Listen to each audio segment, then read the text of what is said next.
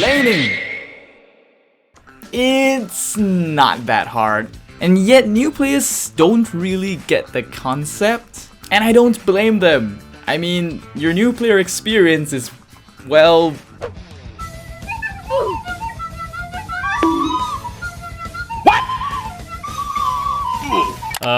yeah, anyways, most people can figure out quite quickly that you should spread it across the 3 lanes. The issue is that people universally default their lanes to the natural lane. This is wrong! Just because the lane is most convenient doesn't make it the right one.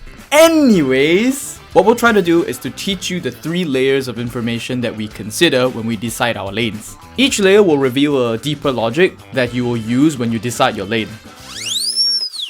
You should choose your lane based on your role. Roles in Brawl Stars can be quite difficult to define, so let's just simplify it down to 2 broad categories.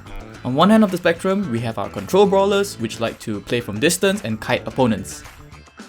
On the other hand, we have our aggro brawlers, which want to get into your face and beat you up. The way you place your roles will be different from map to map, and that knowledge is mainly built with experience. Let's take a look at Gem Grab's Hard Rock Mine as an example.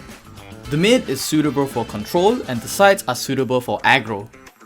So hypothetically, if you had a lineup with Piper and Sandy, you would always put your Piper mid and you'd always put the Sandy on the side. If you're a seasoned player, this is what you're more familiar with. You choose your lane based on something called positional value.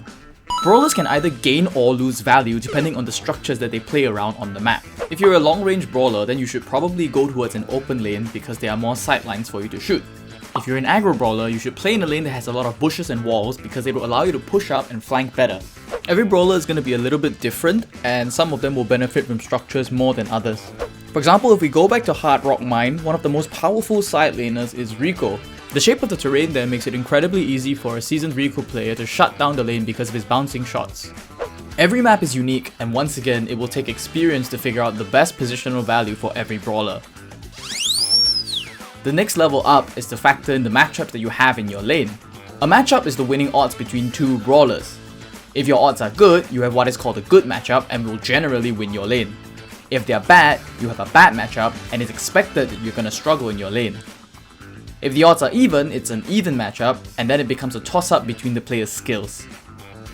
Now, logically, it's best to go to the lane with a good matchup. Say in Hard Rock Mine, you're a Sandy, and you have the choice to lane left or right as a side laner. Your opponents are a 𝐋𝐀𝐍𝐄 and a Buzz. Which lane should you go to?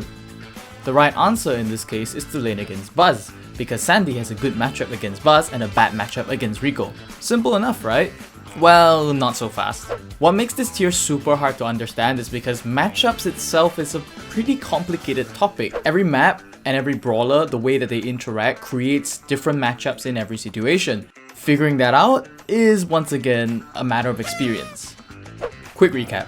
The 2 things that you have to consider when you choose your lane are positional value, which is basically the best position for your brawler on a given map, and the matchups that you have in your lane. If you are able to combine the 2 knowledge, you should be able to get out of gold.